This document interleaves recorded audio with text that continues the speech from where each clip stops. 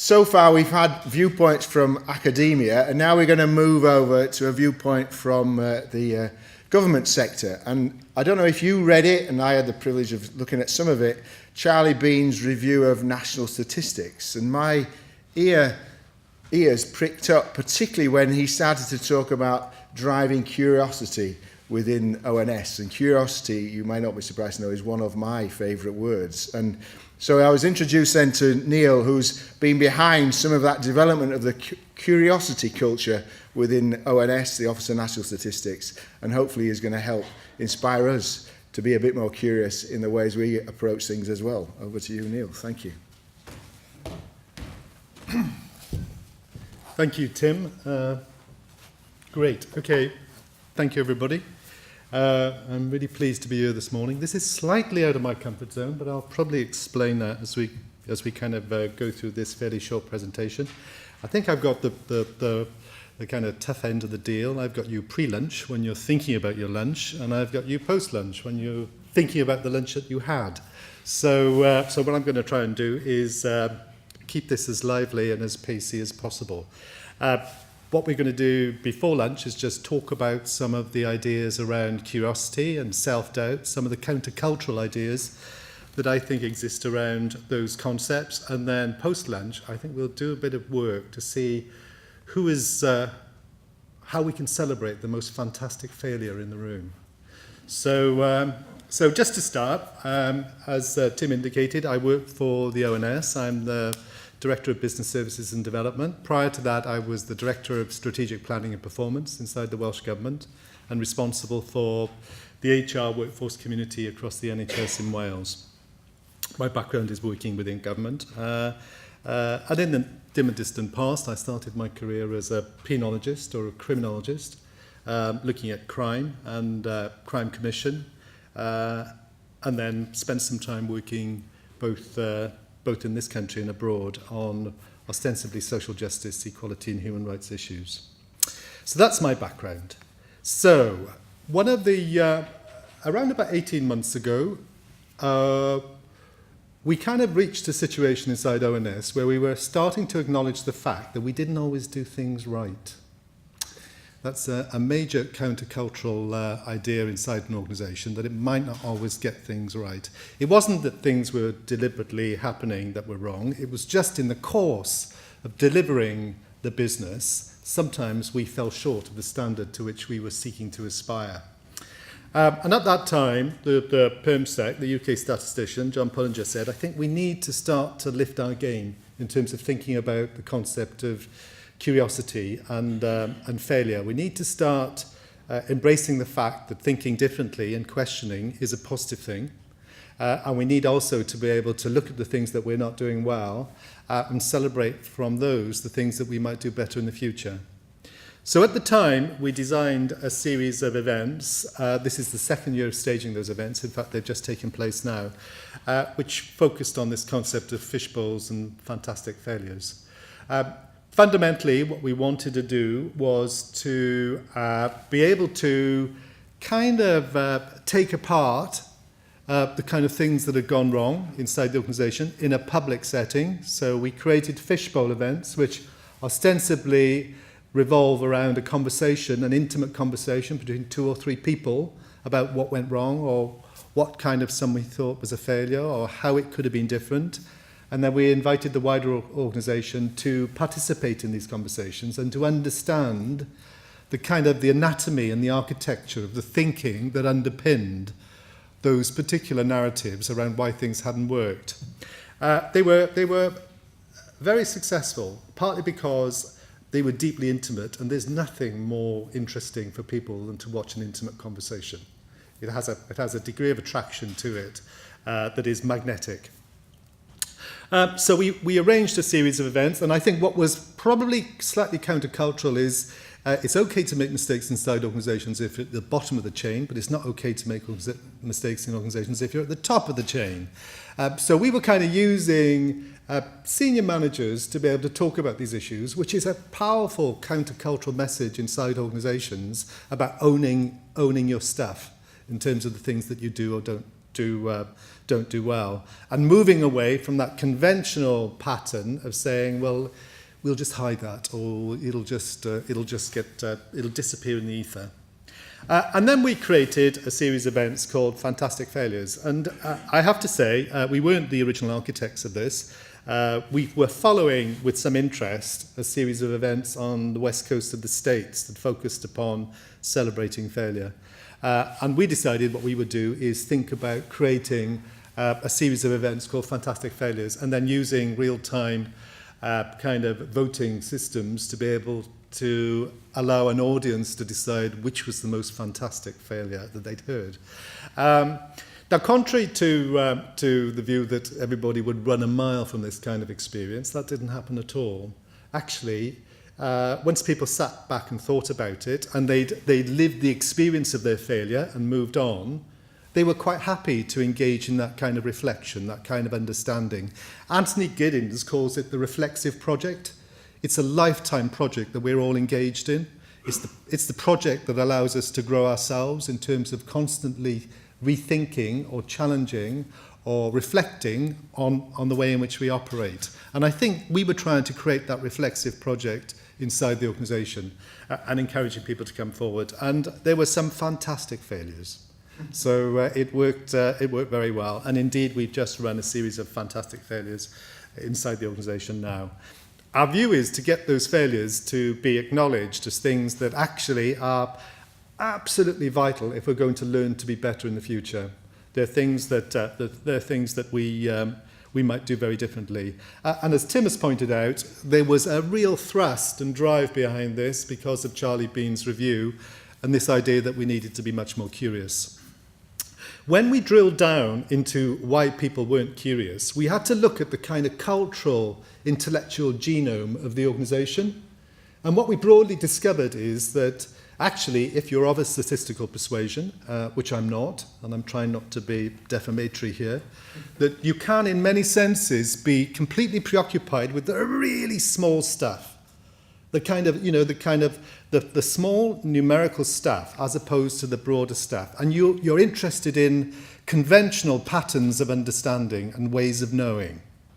And actually, you don't need 100% of evidence. You need 200% of evidence before you actually think it's worthwhile talking about or putting into a broader public domain.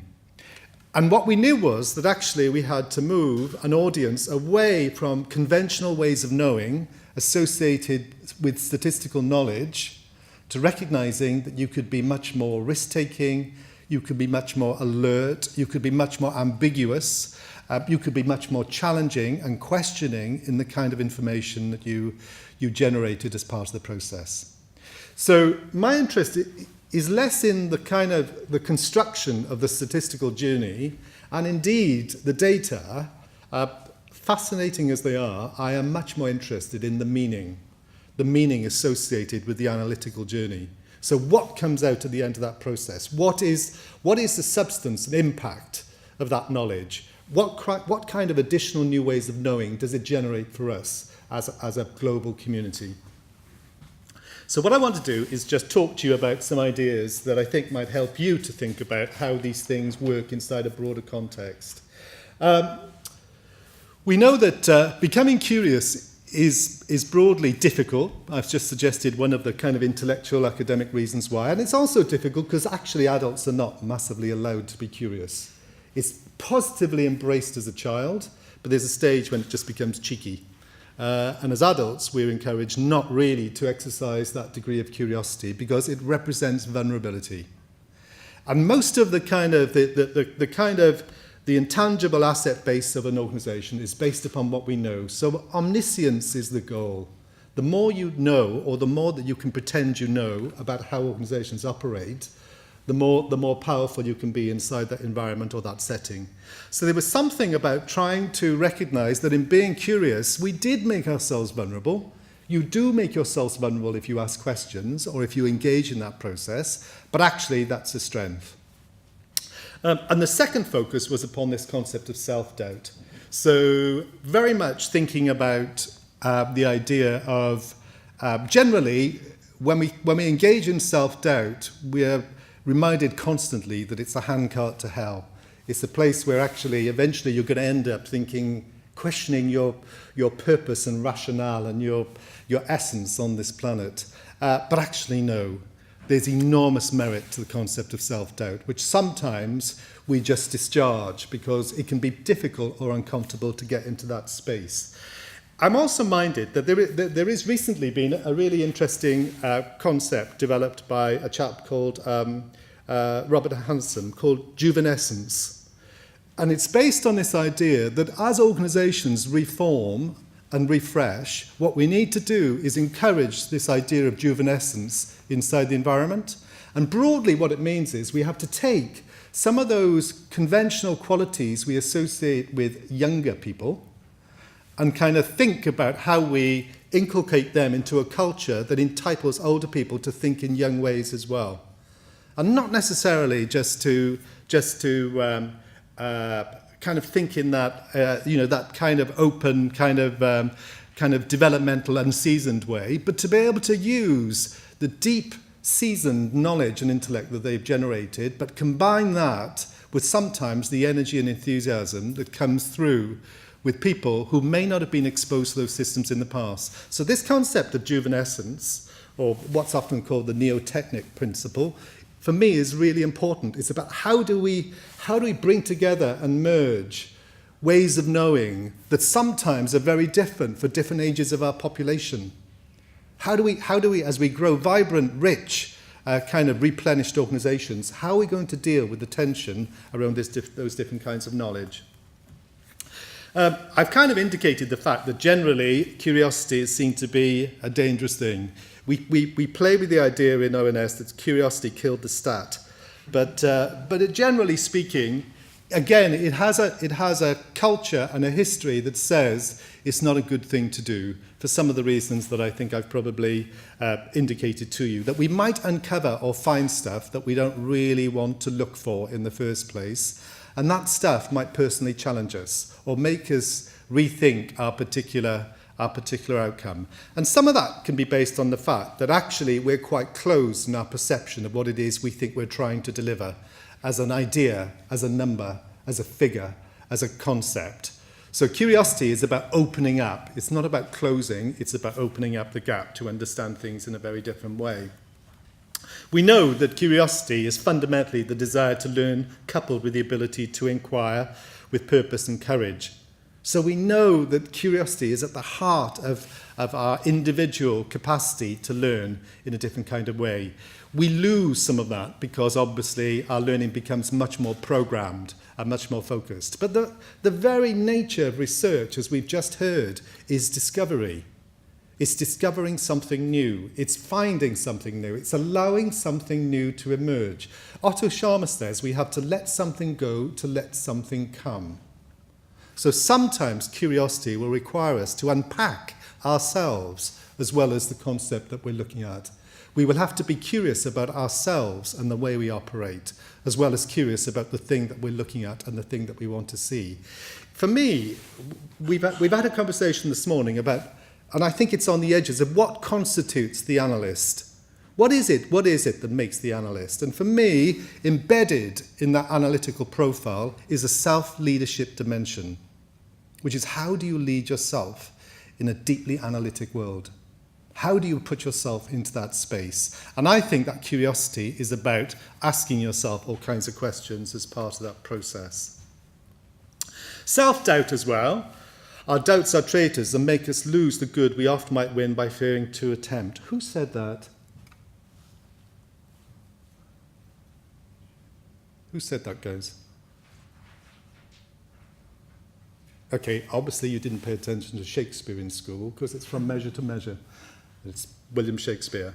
But fundamentally, it kind of reinforces that often fairly negative perception that actually the moment we engage in this process of doubt, self-doubt, we start to unpack all kinds of issues and concerns that make us perform less well in those environments. So it's a bit like that ability to have an internal conversation with ourselves and start to think through what we're thinking and how we think that causes us some reason to doubt and lack confidence in that final process. And yet what we do know is self-doubt can help us to question those things we assume or take for granted, to be aware of our biases and to work at the edge of our ignorance and not the centre of our knowing. So recently there's been some fascinating work done on biases, and we know that every day we are subject to anything up to 180 biases. Different ways in which we either shortcut how we think about the world, or we are predisposed to think of the world in a particular way. So navigating a path through those biases, for me, requires us to have a very strong drive in terms of self-doubt, in terms of how we think and what we do. It's absolutely at the heart of what we do. It makes us question the very things we take for granted. And as indicated, it moves us from a place where we are in a space of conventional knowing to an edge of our ignorance. So it takes us to a space where fundamentally we can learn something new and learn something more. It takes us to a completely different environment. And for me, it links into a concept that colleagues here inside the organisation from ONS will know I use regularly, this concept of negative capability. And it's a Keatsian quote from 1817. And he talks about when a man is capable of being in uncertainties, mysteries, doubts, without any irritable reach after fact and reason. So this is about how do we hold ourselves in a space of doubt and question? How do we hold ourselves in that very space where we question everything we believe, in order that we can learn something new from that environment, in order that we can expose ourselves to other potential kinds of knowledge that we might want to. The alternative to negative capability is positive capability, and positive capability is often the zone we operate in for the majority of our time. It's the space where we feel very comfortable in our knowledge. It's the space that we know well. It's the space where often when we question others, we do so from our personal knowledge base. So it's a space that actually doesn't grow particularly. It's quite fixed. It's kind of, we kind of attribute more knowledge and experience to it, but it is not a dynamic space. Negative capability takes us to the very edge of what it is we think we're capable of doing and capable of thinking. It invites us to think differently about the world in which we live. It invites us to be vulnerable and to kind of be on the edge of our knowing, to recognize that actually our ignorance can be our strength if we position and understand that in the right way. Fundamentally, at the heart of how we operate, the concept of negative capability. And then I use this maxim daily inside the organisation in which I work. We grow in the direction to which we inquire. So fundamentally, and I think Seth raised it this morning, just the very nature of how we ask questions of each other, the questions that we generate are driven by this idea of inquiry.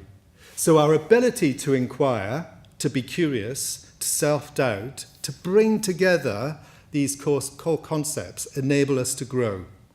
They are the things that make us active in our learning and not passive, so that we're not just receptacles for what other people would want to share with us. We become self-leading in terms of our knowledge and ideas.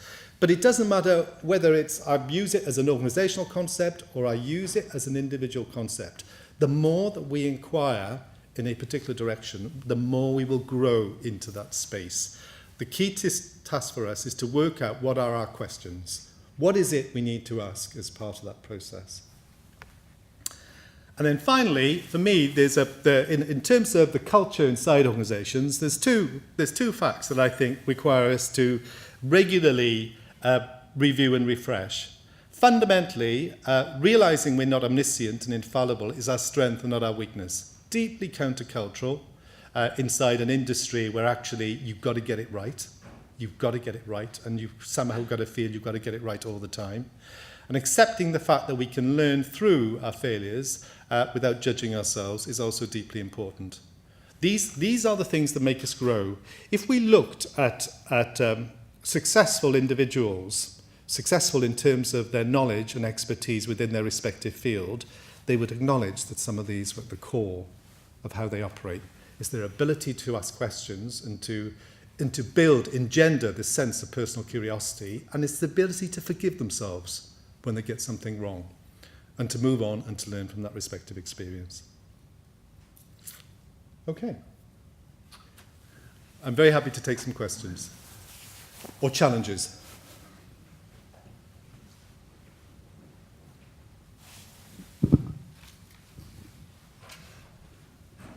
So I was engrossed so much in what you were saying that I forgot I'd go ask a question.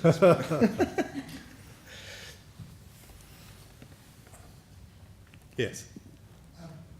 Could you tell me who you are? I'm Colin Stewart. Colin? I was wondering whether in all the research that you've done in terms of understanding this problem, whether you've come across organisations or groups of individuals who you think do all of this very well. Oh, that's a very good question. The answer would be no. I think it's interesting. I think like most of us, I search for the perfect organisation, that incorporates all these issues. And often when I look deep into organisations, and I look at lots of organisations, I will find examples of really good practice and often very poor practice at the same time. So it's that classic idea, isn't it? The future's already here. It's just unevenly spread. So I think some organisations are very, very good at the reflective stuff. Some are not quite so good at the others. The other issue for me, having worked around organisations for years, is that inside every organisation there is a cultural genome. So when I work with a planning department in a city, guess what they're really good at? Planning. So we can sit and plan a fairly extensively a piece of organisational change. Guess what they're not very good at? The organisational change. So, and when I work with the medical profession, they're really, really good at diagnosis. They're not quite good as good at prognosis, especially when it's about organisational change. And when I work with social care agencies, they're very, very good at case conferencing an issue, taking it apart. What they're not quite so good at is doing the other bit. So often, my observation would be that organisations grow the cultural environment around the essence of what they think they're trying to deliver. So there is a statistical genome, there is an analytical genome, there is a medical genome, there is a scientific genome, and often that will determine whether organisations are good at the reflection, good at the kind of curiosity, but not quite good at deciding what they need to do about it. I hope I've answered your question, Colin. I think it does. If I could follow up on one. So I think what organisations often do is they'll have people who do the day job, and then they'll have departments and other areas who are doing more of the creativity and thinking ahead and thinking about how they bring that into the day job. Yeah. And I wonder if that is actually part of the challenge here about actually playing to strengths and division of labour. That's a very good. I think that is a very good point. I think generally people are absolutely keen to be creative. So I think creativity isn't something that's just the prerogative of a single group. I think often it's driven by, it's engendered within an environment. So I think the more that you can generate that, I am absolutely certain that creativity, given the opportunity, surfaces at all levels of the organisation and in all kinds of organisational spaces. I think part of the challenge is some people feel that they're often not entitled to be creative or innovative because they don't operate in that space with the white shiny desks and the good technology. I think that for me, I think that the more that we can create environments where people can blend their creativity and their curiosity and their innovation with what they do every day, the better. So changing environments is really important. The other thing I'm very keen to do inside ONS is I think organisations are theatres. I think organisations are expressions of behaviour.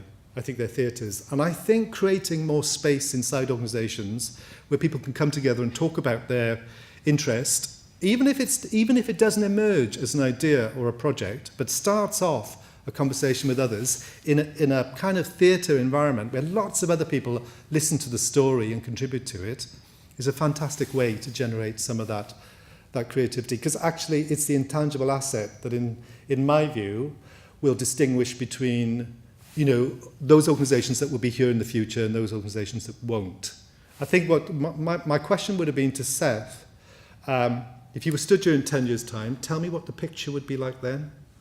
You know, based on the fact there's so much tension in the system and there's so much change, what do we think is going to happen in the future? And innovation will take us to that space. Thank you for that question.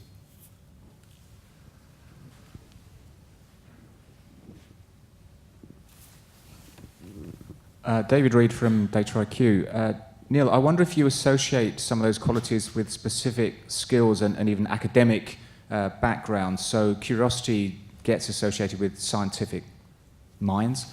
For me, negative capability I would associate with someone, you know, studying fine art or practicing art. I wonder whether you've seen any obvious ingrained sort of way of thinking like this within certain disciplines that people have emerged from. Yes. I think that's a really useful, I think that's a very useful distinction.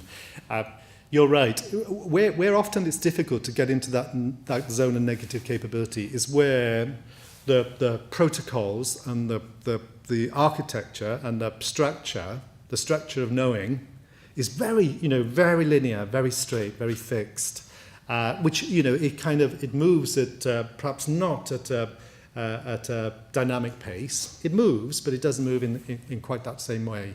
I think often that that's a space in which it's quite difficult to get into negative capability. Whereas I think where often people find it easier to get into that zone is where it can be around the arts. It can also be around people. So a lot of the kind of disciplines that the social sciences can sometimes find it easier to work into that space than the natural sciences. It could be around the arts. It's often around organisations. Broadly, the treatise that's brought his idea, Keats' idea, from 1817 to 2016, almost 200 years later, is one that suggests it's true of all areas. It's just that sometimes it is more difficult in some areas than others. So I think you're right. I think that ostensibly, perhaps some of those harder subjects, it's more difficult to do. And yet I suspect if we took apart where successes have taken place inside those areas, we would often find enormous curiosity and self-doubt. And we would find people operating in what I often term a post-conventional way. So this is conventional ways of learning and conventional ways of knowing. And orthogonally, we can move over there now because we're going to think in a very post-conventional way. We're going to turn this on its head. So I think it could be more difficult. I think it's a useful question. Yeah, thank you.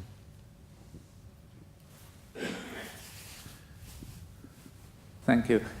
Martin Callingham. I don't have a question, but just some reflections. First of all, I think it's the most marvellous presentation you've given, extremely stimulating and very original in the way you put things together, if you don't mind my saying. Thank you. It reflects the journey through my life, actually, and things that I've grappled with over the years, one of which is that I am innately childish.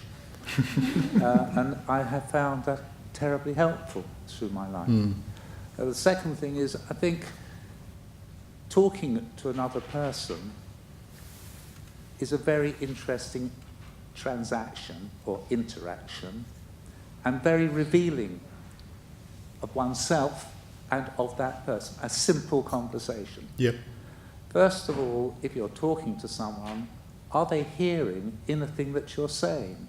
And you can tell that by looking at their eyes, that they're not listening. You can tell it by their responses, which have nothing to do with what you've said. Alternatively, or as well, you can think, am I listening to this person? Or am I thinking of something else?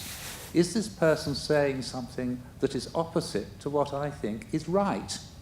And therefore, I'm going to argue with that person rather than explore that issue. And we can do that now, or we can do it over lunch all the time, listening and watching. I often think when I've had a conversation, how have I changed? What has this conversation done for me? I don't really care what it's done for the other person. But, perhaps I'm selfish. I just thought I felt a need to say that stuff. Okay. Thank you. Fascinating. For a number of reasons. One of my areas of specialty is transformational conversations. And a few years ago, when I was appointed as the Equality and Human Rights Commissioner for Wales, one of the key challenges I faced was trying to have a conversation with a group of people like you, or even bigger sometimes. It could be internationally, or it could be in this country, and in the space of 15 minutes, change their mind. So instead of having a transactional conversation, I was kind of really struggling to have a transformational conversation. So as you quite rightly point out, do we walk away from the conversation with a different view of what we think is happening in this world? For me, the most exciting and powerful conversations. And we don't, by and large, I think something like 75 or 85% of our conversations are transactional. And they need to be, because we need to transact quite a lot as part of the daily business. But the real powerful conversations, as you quite rightly point out, are the transformational conversations. We have other kinds of conversations. In my research, we have 4 kinds of conversations, but the ultimate conversation is a transformational conversation. And it can take 3 minutes or 3 hours, in my experience. It doesn't even need to be a long conversation.